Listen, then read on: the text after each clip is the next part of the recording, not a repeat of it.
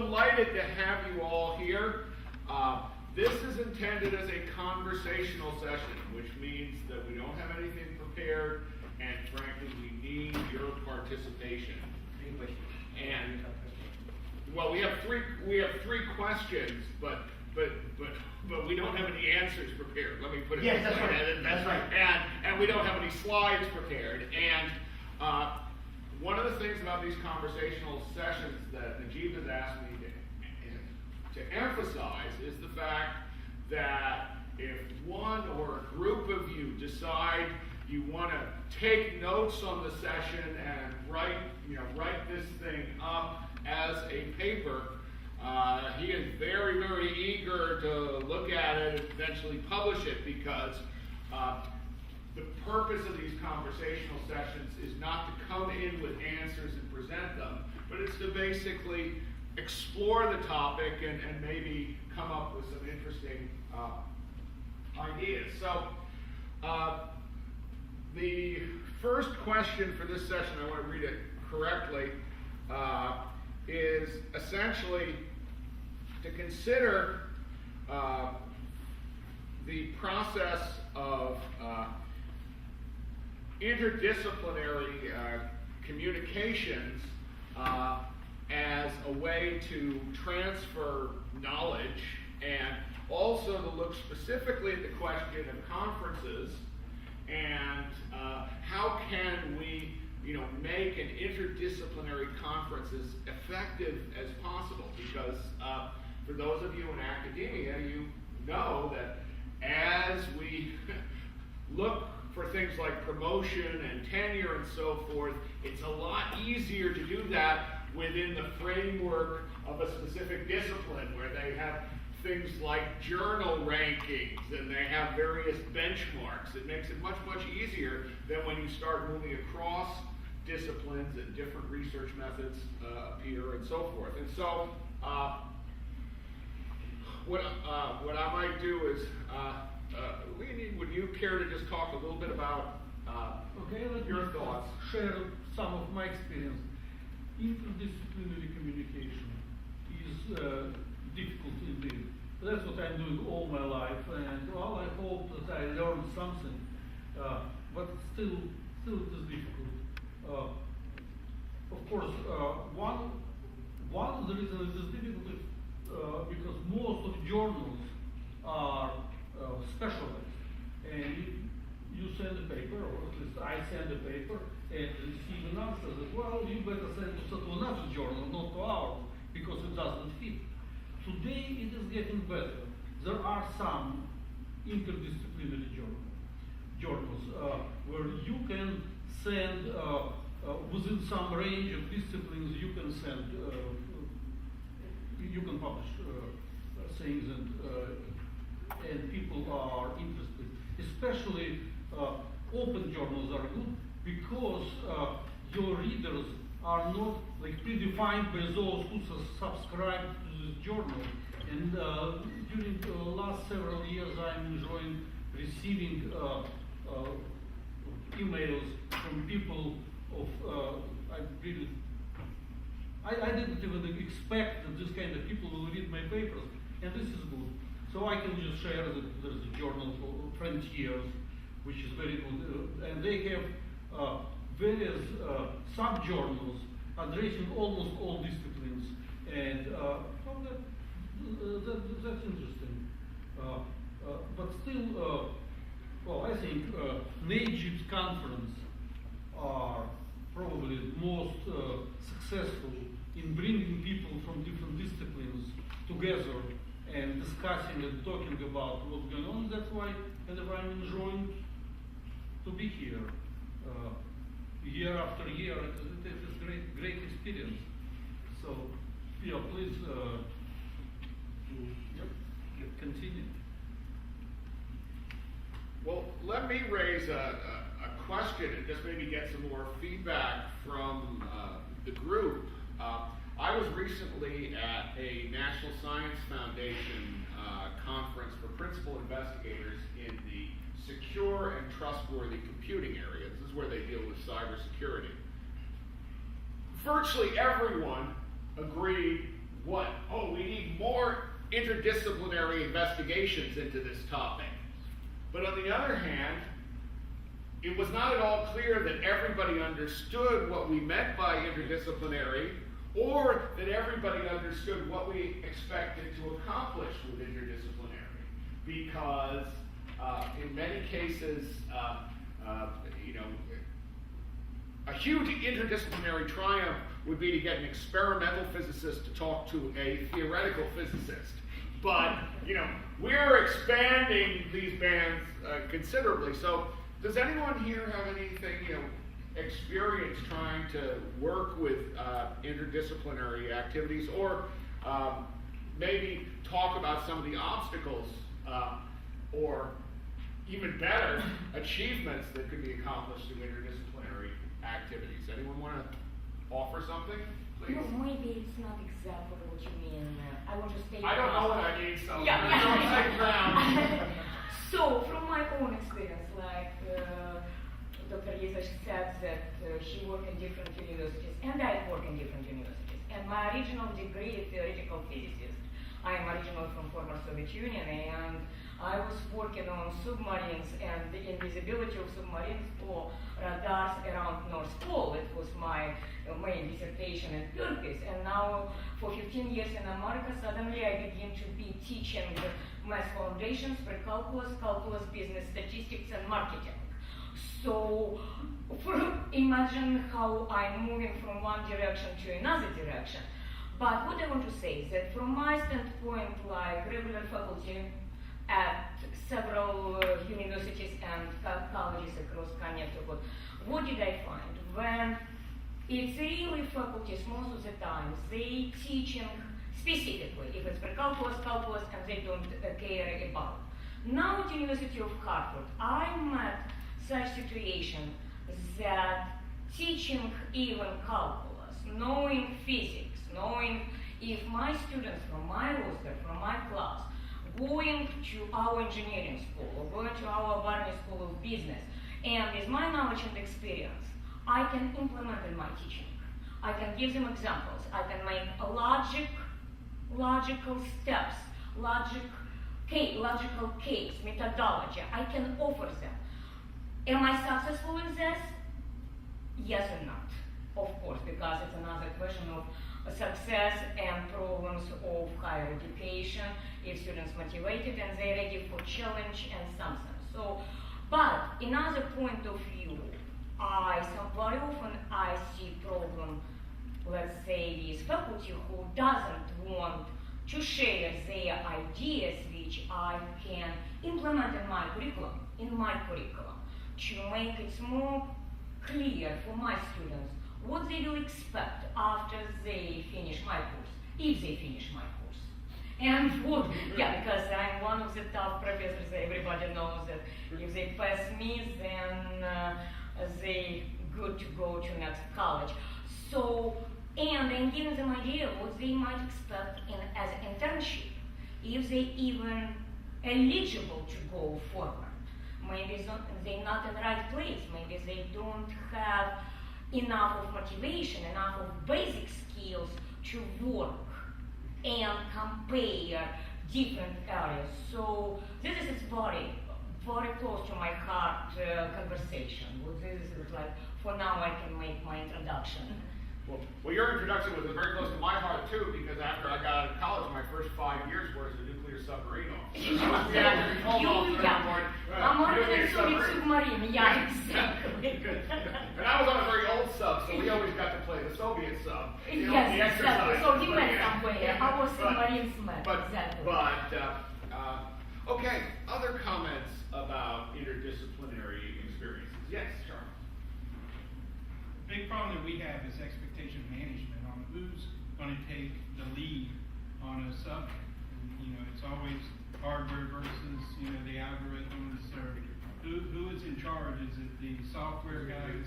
And how do you manage that expectation when you want to make sure the creativity and the innovation is there, but someone has to still manage the focus in the direction that the project's going in, and we're trying to get to an end state via paper or a product. Yes, please. Yeah, I think one of the challenges from my own experience is the fear that some kind of idea or innovation could be lost in an environment where people will not really appreciate it. And people feel that, well, if I'm into like chemistry, I should go into the area where I can present work to people who are the same like mine to be able to appreciate the work.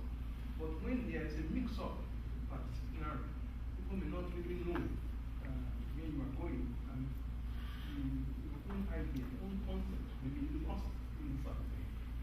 And maybe your work that will be very useful somewhere, but they won't be able to get it out from there. I think it's even more than that, more than being lost. It's being out of your comfort zone. If you're comfortable in this area, and then you're going to align with someone, my best friend is a psychologist, I present with her all the time. She takes a completely different viewpoint, and thank God there's amazing synergy and we work well together. But to be willing to get out of that comfort zone, to work with someone whose expertise is somewhere else, you need to be a little bit, allow yourself to be vulnerable to learn.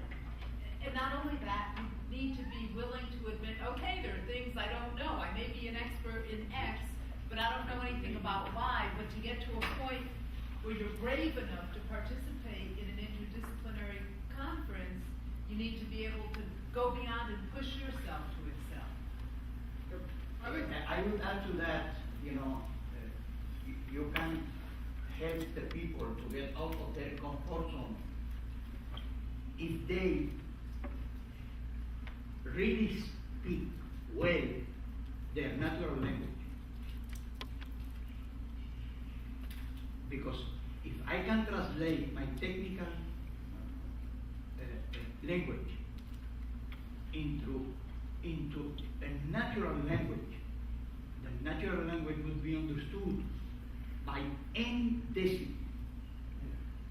So natural language, in my opinion, based on what Dr. Waters said several times in these conferences, is a necessary condition for interdisciplinary communication. Because help people get out of their comfort zone.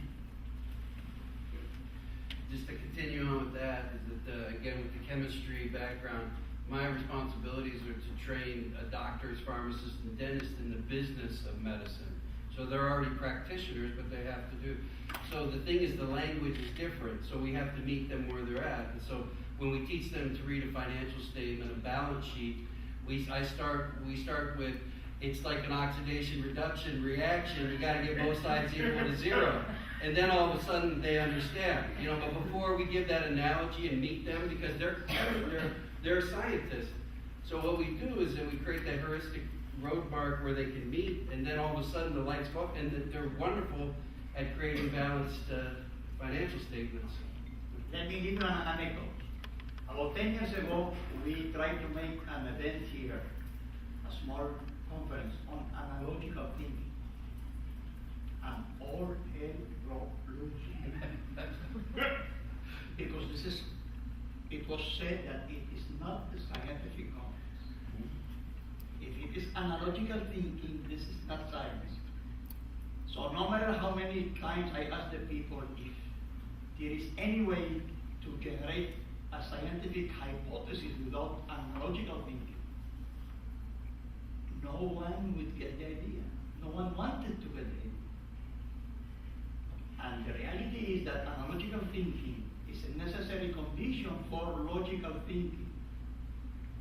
Because logical thinking without input is an empty machine. So, but the people I found are a kind of allergic.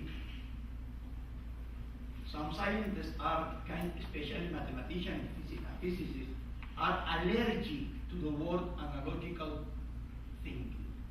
So maybe this is one of the barriers we should somehow, deal with it. I think that's a very good point. And I'd like to, explore another thing that I was hearing there, the fear of the the fear of moving outside of your comfort zone. And to a certain extent, in the scientific method, as we tend to teach it to our doctoral students, at least in business, one of the things that we're constantly saying is, whatever you do, don't make a type 1 error, saying something that isn't true. And we get everybody really scared about type 1 errors. And it's interesting because recently within the doctoral program, we had students working on white papers, that might eventually lead to research topics. And I know of at least one instance, and it might even be in this room, where someone wrote a white paper in finance, and the comment that he got back, the feedback he got back from the professor was, well, really, this isn't my area, so I'm not sure I can comment. Well, this is a very serious problem in an interdisciplinary program, but remember, everything has multiple components, and you might not have specific knowledge in the discipline, but on the other hand, you should be able to communicate effectively, and so it's possible to comment on communication. And ultimately, a lot of interdisciplinary work involves figuring out how to communicate in common languages. I run into this challenge all the time because I am the editor-in-chief of an interdisciplinary journal, Informing Science. And honest to goodness, I never know what the next submission is going to be. It could be out of computer science, it could be out of information systems, it could be out of communications, it could be out of philosophy, and I just know if it's out of philosophy, I'm not going to understand a word of it. Thank you. And but on the other hand, I feel like at least I can comment as to whether or not I understand it, because the first thing that you need to do when you're trying to facilitate interdisciplinary communications is figure out if people from other disciplines can understand it, because if they can't understand it, then you're not communicating. You're just spewing out words. Now, just out of curiosity, what kind of benefits do we expect to get from these interdisciplinary perspectives? Because that was one of the interesting things that I saw in the conference, is that while everyone was promoting interdisciplinary communications, and just out of curiosity, how many of your universities have some sort of statement to the effect that we really want to see more interdisciplinary research? I can tell you, mine, yeah. So everybody's talking about it, but how many of them seem to have any real commitment to ensuring interdisciplinary research is happening? And how you can achieve interdisciplinary research without interdisciplinary communication persons? Yeah. No, that's. Well, you see, they'd love to see a lot of interdisciplinary communication, but they don't want to put any resources in it, and it's not sure what they want to accomplish. So a question I'd like to ask everyone is, what do we expect to accomplish by working in an interdisciplinary way? Please, John. Before that, you see, in developing countries, when you talk about the interdisciplinary concept, you're talking about the benefit. The government, if the government owns an institution or a private individual, they want to look at the cost-benefit analysis. I think when we are discussing this interdisciplinary aspect of community, it's better we look at the costs and the benefits. What are the costs? The cost could be formal, could be informal, direct or indirect. The benefit could be direct and indirect. And something really comes to my mind. The idea of formal intellectual idea and informal intellectual idea. Or I mean, some of us are in the higher institution working as a lecturer. There are some people outside there. They discover something, and they are not in the formal system, and they cannot communicate and let it be interdisciplinary from the informal angle. And those of us in the formal institution, that should be something we have to look into. I think you're absolutely right. At least in the field of business, the overwhelming evidence is that, well, first of all, very few ideas move between business academia and business practice. But to the extent they do move and are accepted, it almost always is in the direction of practice to business.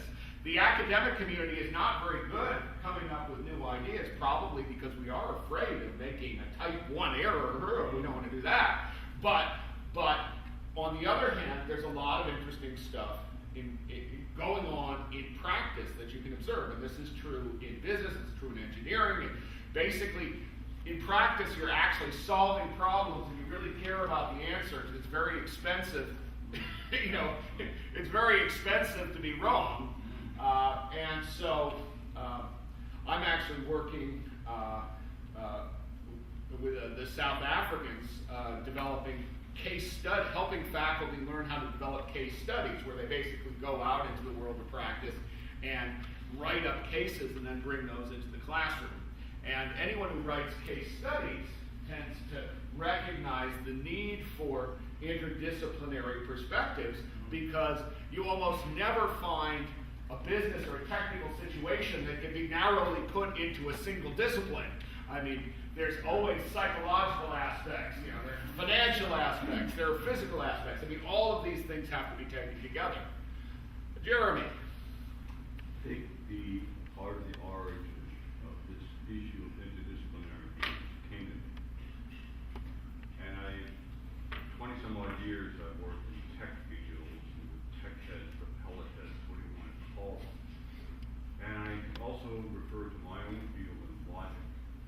And if anybody has decided to attend a specialty conference in logic, whatever else, you'll find at that level of specialization that these people can't even communicate among themselves. If you don't think so, open up a copy of the journal of Symbolic Logic and see what I'm talking about. Or open up a journal in your own field and see if you can read half that stuff that's in there. Of course, we have another sidebar issue about comparative publish and stuff like that.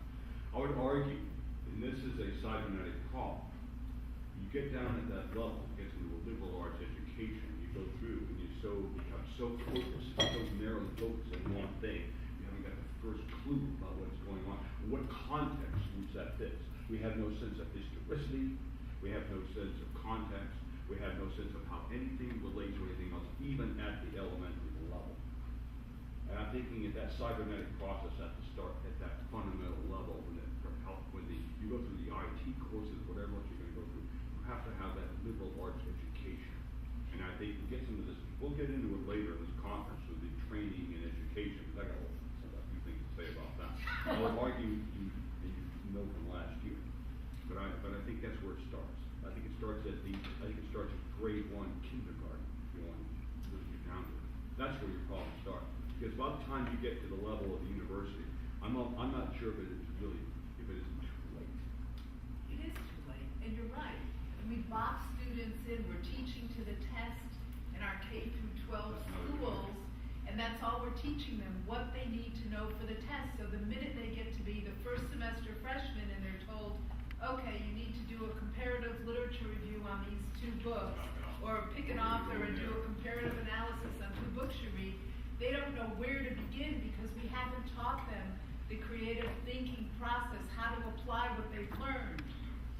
We're getting into the topic of another conversational session, which is education or instruction. So are we higher education in the university or just mere higher instruction? But as you pointed out, that is a topic for a subsequent session, and I do not want to steal the thunder of the facilitators of that session, which might actually include me as well. But I think the issues are almost impossible to pull apart because all of these things come together. Actually, Jeep got an email, but it was copied to me from someone who's been a regular attendee at this conference, and the individual just learned denied for promotion because the research was published outside of library science. Yes. And this is, and Najib's journals are extremely interdisciplinary in their perspective, And yet somehow, if you actually want to get promoted, you need to publish in the very specific set of journals. And how many of your universities have essentially established standards that are extremely narrow for promotion and tenure? Yes, you're right. I agree with you. And they're structured in certain journals, and some of these journals don't even hit the interdisciplinary, transdisciplinary aspects. And you'll see people just talking in the journal about just one thing, and they don't expand upon, like you said, the communication or the educational aspects for K through 12. One of the things I'm going to address in my plenary talk is going to be talking about starting out at that kindergarten level and that first grade level, and how do we implement, like you said, we do a calculation of specific gravity by the time they get to 7th, 8th, and 9th, but then they really don't understand how that relates to the real world. So my aspect is, how do we start them out at the first grade and really build from there? But I agree with you, Brandon, they're just on one straight, narrow-minded situation, and then they're not looking at these professors that are well-rounded in interdisciplinary research, and they have all these different ideas in the journal. And sometimes the journal will turn them down and say, well, it doesn't address this main concept, can you focus just on this? And, the colleague wants to, go into more detail, and maybe even the journal, you publish too many papers, they do not always accept your paper. There is another goal. The thing here is worse. The information I have is that the National Science Foundation in the United States is increasing, the grant for interdisciplinary research and communication. It's increasing the grant. They are even giving grant, for new university like the one you've been in, the Atlantic University. No, not that one. Okay, the Atlantic University is part of as interdisciplinary university. But the requirement of the head of the department are disciplinary. So the way they are getting the grant for interdisciplinary research is to add the word interdisciplinary, but the content is the disciplinary thing.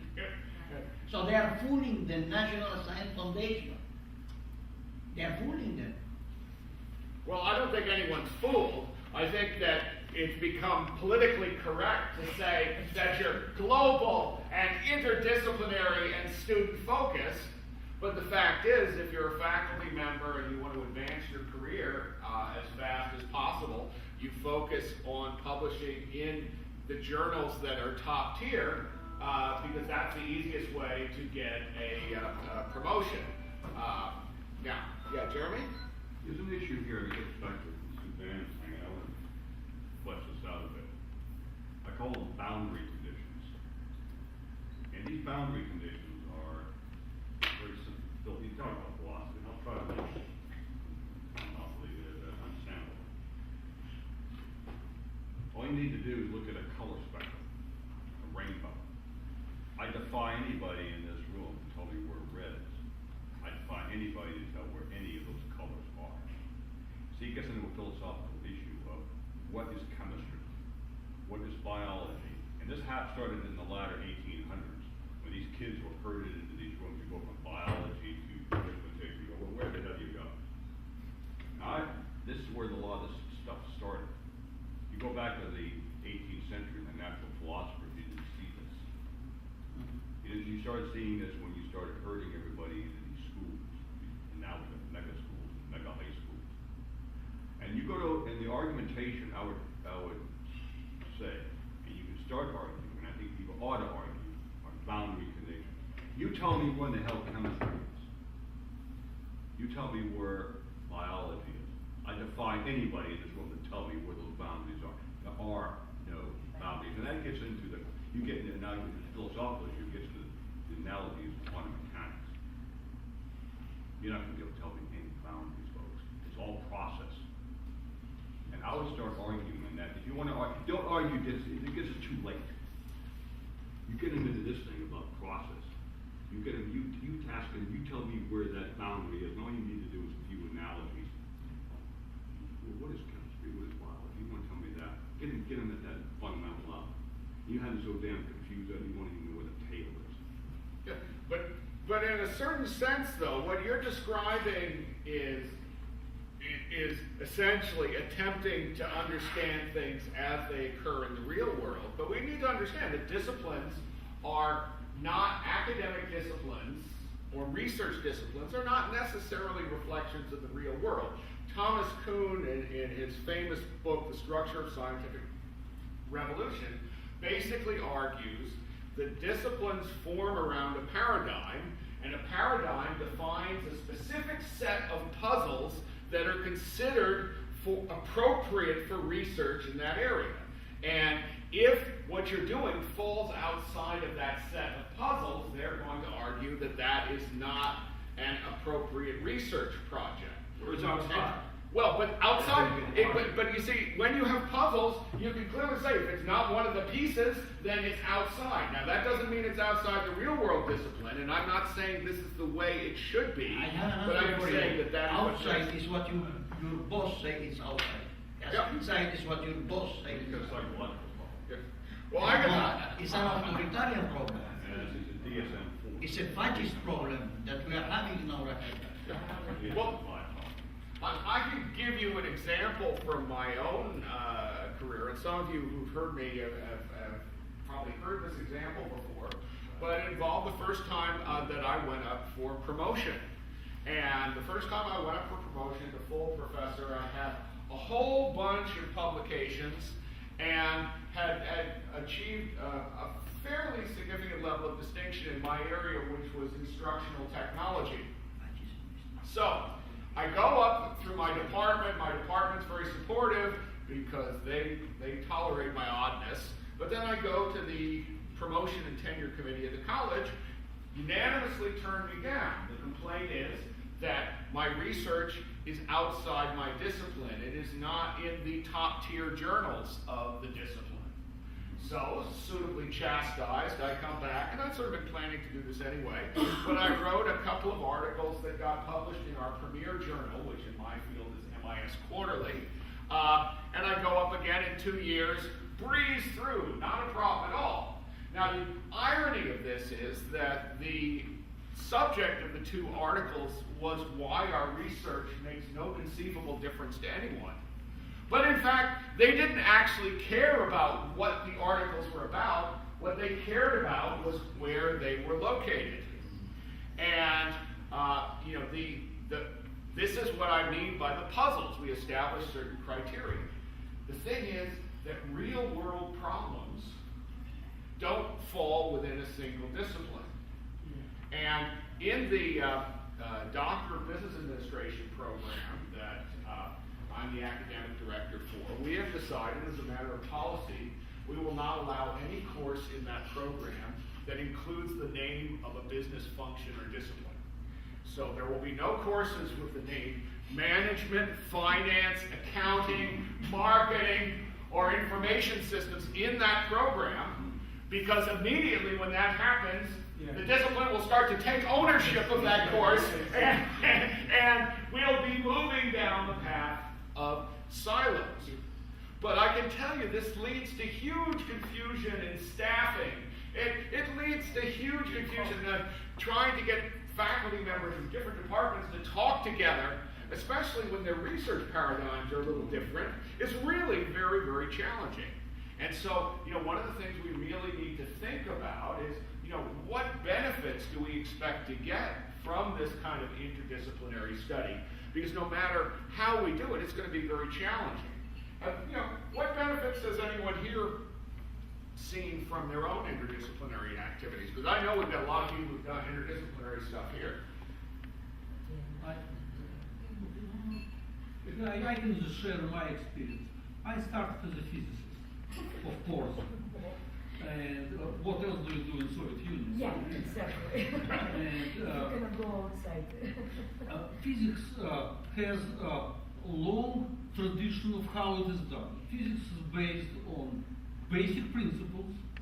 From these basic principles, you develop models that describe the world, and then you do experiment and test if this model really describes the world. That's what Newton did, that's what Einstein did, and that's what physicists is supposed to do. Well, eventually I figured out that my interest really, when I want to talk to people, I I'm more interested talking to psychologists rather than physicists. Because I'm coming at Harvard, I'm coming to the next level where physicists are sitting and telling them, look, I figured out how the mind works. Okay, let me give you a lecture or present my result. No, you go out there where psychologists are sitting and you tell them, how the mind works. Then I found that in psychology there is even more restrictions. Most of psychological journals have every paper has to have 5 predetermined sections like background, methodology, results. Like two other Discussion conclusions. Exactly. Absolutely. And if you deviate, nobody will know what you are doing. I found that what I am writing, I cannot publish in any journal. Then I decided, okay, I'll start my own journal. Actually, I did. I started my own journal 10 years ago, and this year, this journal get impact factor 9.5, if you know what is impact factor. So and it's called very strange. We call it physics of life reviews. So we want basic principles of life. Well, it is not necessary that everybody has to write about basic principles of life, but at least now I have a journal where I can publish.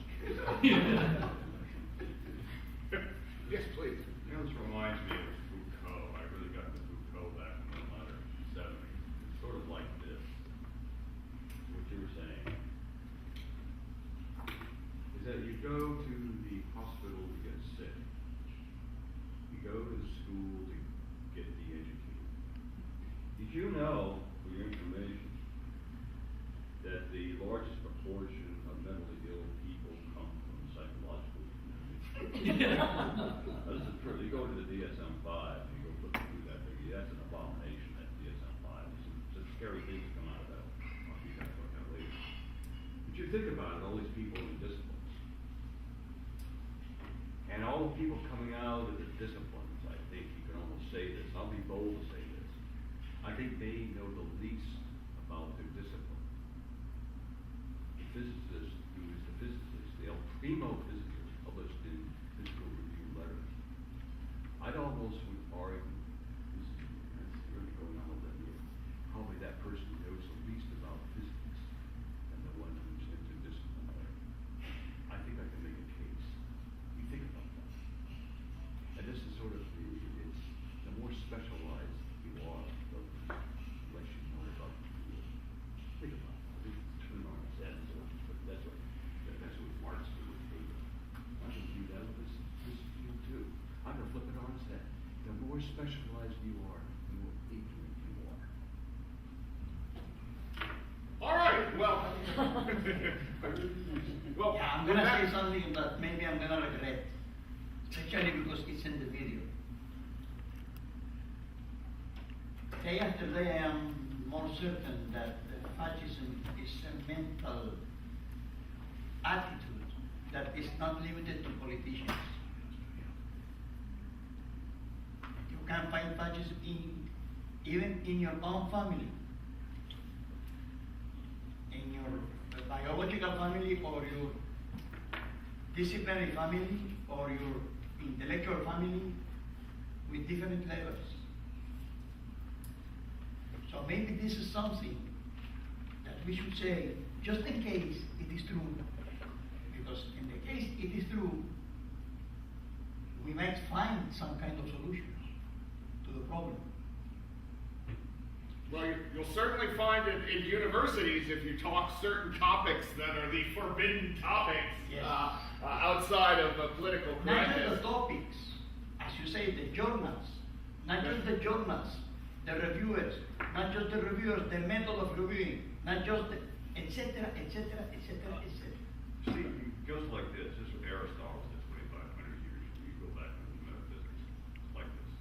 I'll try to make it understandable.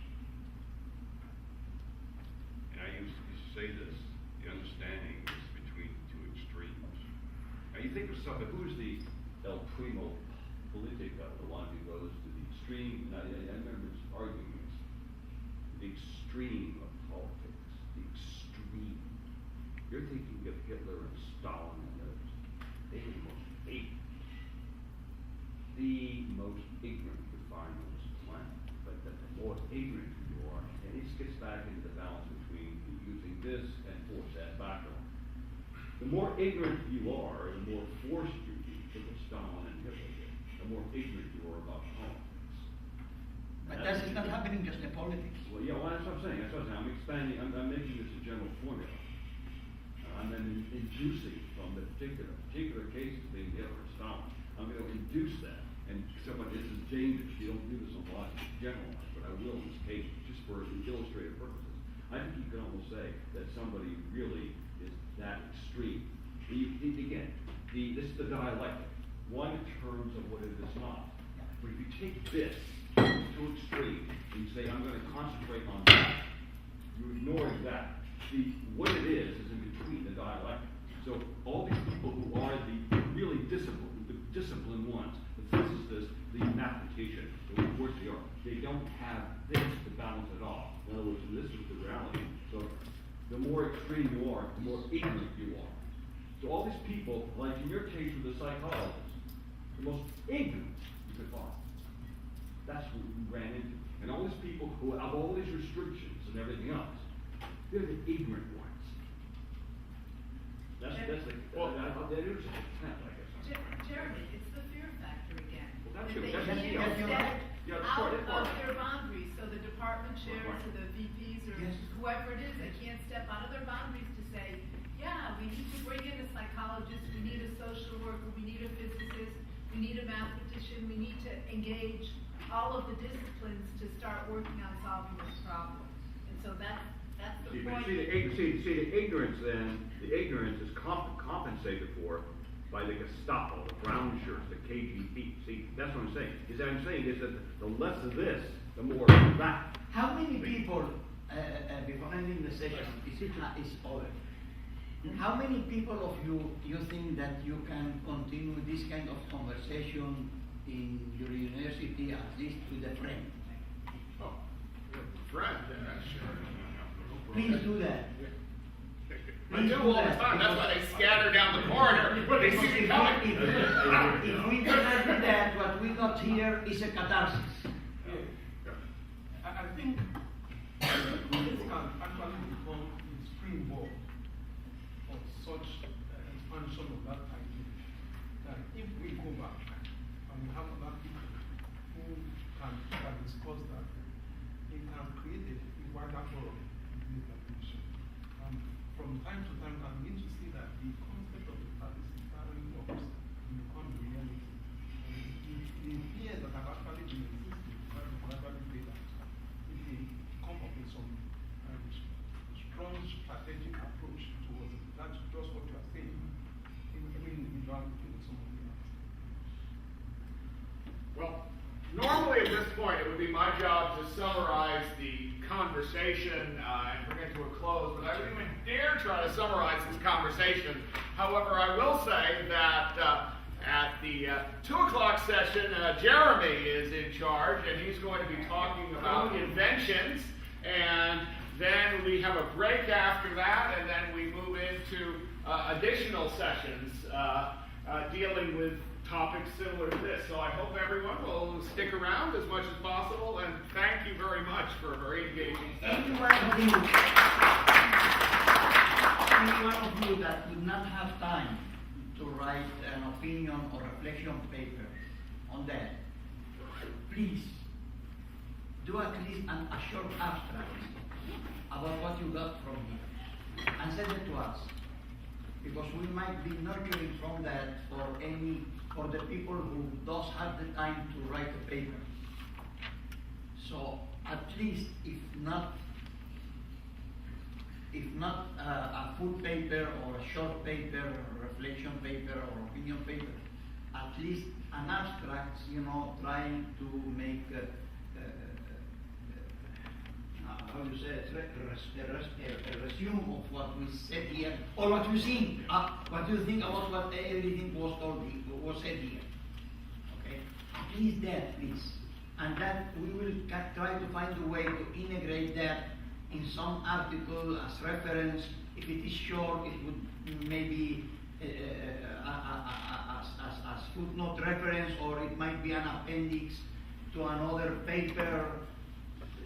Let's build that by in a written way and in a verbal way, talking with your peers in your respective universities. And if you can do this kind of meeting, you know, in your universities, and say what you said here and receive the opposite opinion of what you are saying, that would be wonderful, because disagreements sometimes are the best way of thinking and producing paper. We produced the paper because the huge disagreement we had last time with this and with it.